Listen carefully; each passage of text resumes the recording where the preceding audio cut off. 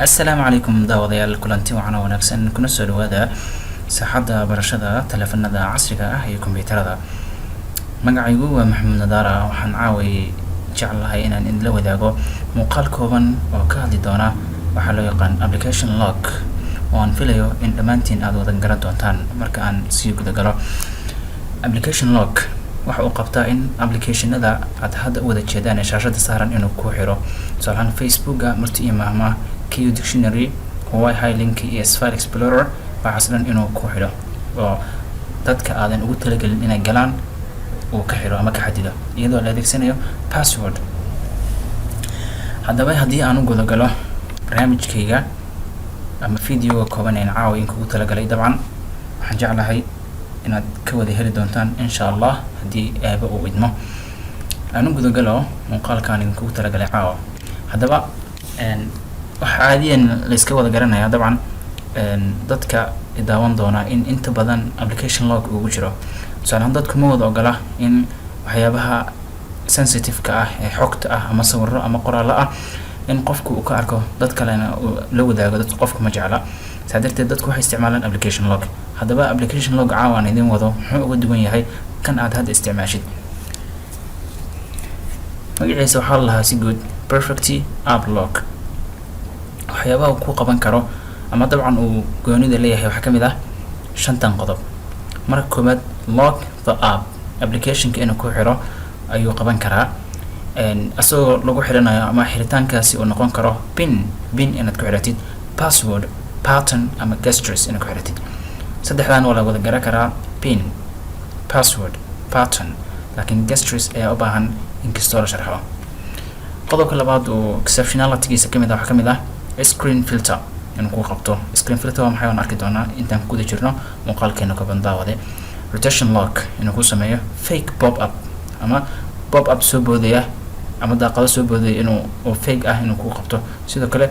fake fingerprint scanner inuu ku qabto. diyaariyaha muuqaalkan waa Nadara Production. haddaba si kooban aan u guda galo cashirkeena insha Allah. daawada waxaad kala soo degi kartaa dabcan programkan Play Store-ka aad kala soo degi kartaa haddii aad u baahan tahay ama Play Store-ka dib ugu yahana email ka hoose igu soo dir anaa linkiga ku soo diri doona insha Allah. haddaba anigu already waan soo degsaday muuqaalka programka waan soo degsaday. haddaba installation-ka ayaan ka bilaabi doonaa. waa kan programka waxaa la lahaa perfect app log sidaan horey usoo tibaaxayba. aniga waxaa ii dhiman oo kaliya maadaama download-kaa sameeyey inaan installation kaliya sameeyo. next install. inta uu installation-ka wado dabcan waad sugay.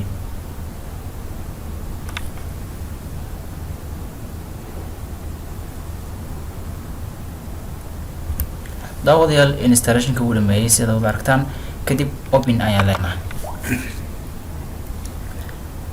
markaad open tirahdid waxa ugu horeeya aad arki doontaa daawade waa password-ka asalka ah oo ah 4 toddobaad inaad aragtid then 4 toddobaad ayaa gelinay 7777 kadib waa sugay inta uu ka soo baxayo.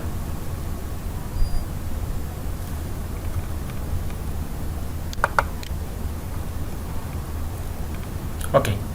daawade aad ay muhiim u tahay inaad qoraalkan akhrisaa. security management program for your apps. protect your apps from unauthorized access using secured password system. intaan dhan waad akhri kartaa iyadoo aad xog muhiim ah oo ka dheeriyaad ka heli doontid. haddaba tilaabada koowaad oo muhiimka ay tahay inaad qaadaa marka after installation-ka ama markaad ku duubtid kadib waad sida inaad falaad raadid change default password here sit in tag then password ayaad gashanay. haddaba anagu testi waaye aan gashano 1 2 3 4 5 1 2 3 4 5. okay waxaa kaloo muhiim ah qodob kaloo muhiim ah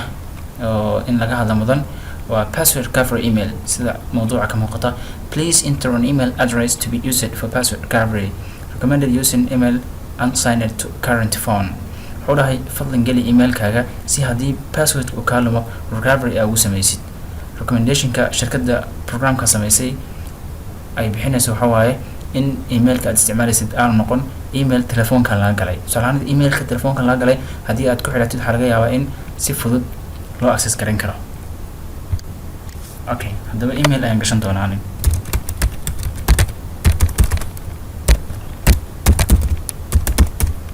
okay settingkii ayaan ku jirnaa dabcan daawadayaal sida aad wada arkaysaan intaan dhan waad sii wada raaci kartaa laakiin qodobka muhiimka aan ugu socnaa waxaa waaye password option create a password to protect an app haddaba waxaan soo sheegnay 5 qaybood in lagu xiri karo oo ay ka mid ahaayeen pin password pattern ama gesture in lagu xiri karo log type-ka ayaa dooran doontaa pin waa taqaanaan waa pinka caadiga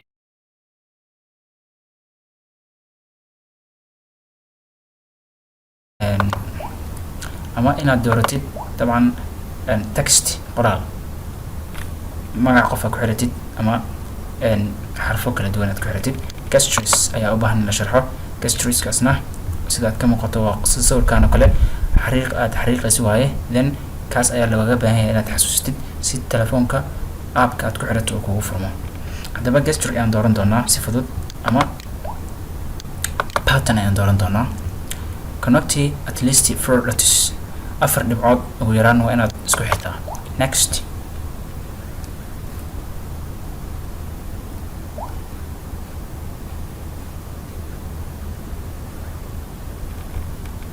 continue aan filaya daawada in aad gelin doontid passwordkan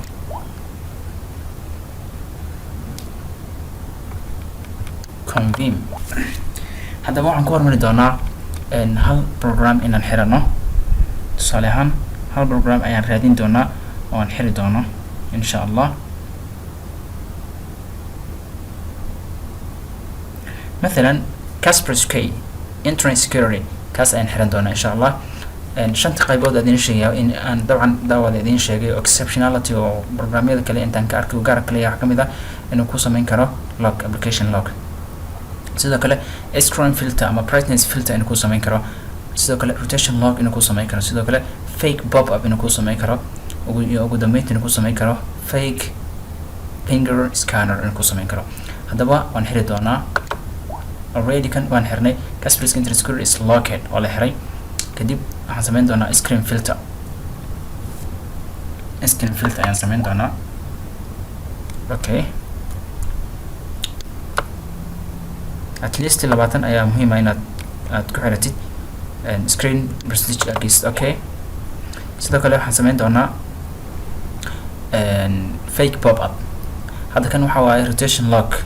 haddii programka uu tusaale game oo kale yahay oo dadka qofka aad doonaysid inaad ka hortagtid in game oo telefoonka ku ciyaaro kale game dabcan inta badan rotation oo telefoonka si wareeg ah inuu game ku noqdo kaas ayaad ka xiri kartaa laakiin Kaspersky hadda wax rotation ama la sadirteed uma baahan rotation fake pop up ayaan sameyn doonaa sidoo kale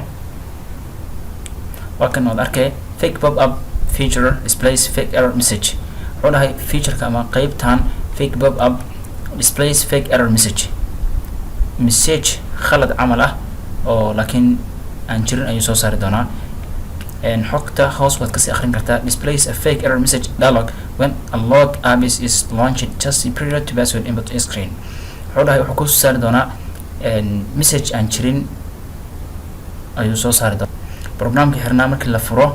inta aadan password gelin ka hor ayuu kusoo saari doonaa okay waan arki doonaa markii daawadee aan programkaas furno iyo ugu dambeyntii fake fingerprint scanner this feature displays fingerprint scanner during locked app launch intii lagu guda jiro programkii xirnaa furitaankiisa wuxuu soo saari doonaa finger scanner ama farta meesha lagu scan gareeyo aan jirin this feature is an additional security measure to surprise this feature is an additional security measure waa security dheeraad ah to surprise attackers si looga yaabiyo dadka soo weeraraya telefoonkaaga ama telefoonkaaga ku xadgudbaya as fingerprint is required to proceed in loo baahan yahay in farta lagu iskaan gareeyo si loo sii socdo okay haddaba waan ka laabanaynaa programka daawadayaal waxaan furi doonaa Kaspersky internet security oo aan ognahay inaan wada xirnay okay haddaba Kaspersky-ga waa kan dabcan inoogu dhufo first of all sida aragtaan wuxuu soo saaray scanner haddaba suulkii ayaan ku tijaabin doonaa access denied يعني ما access garin kartid wax jira maaha waayo waa fake loogu talagalay haddii aan soo koobo longer press the text below for 2 seconds meesha ay ku qoran tahay put your finger on the sensor ayaad waxaad riixi doontaa 2 seconds okay haddaba 2 seconds aan riixno step 2 put your finger on this area rectangle-ka ah ayaad waxaad samayn doontaa inaad fartaada ka riixdo masuulkaaga access successful no from hadda maxaa meesha ku dhaafnay waxa laho fake fingerprint scanner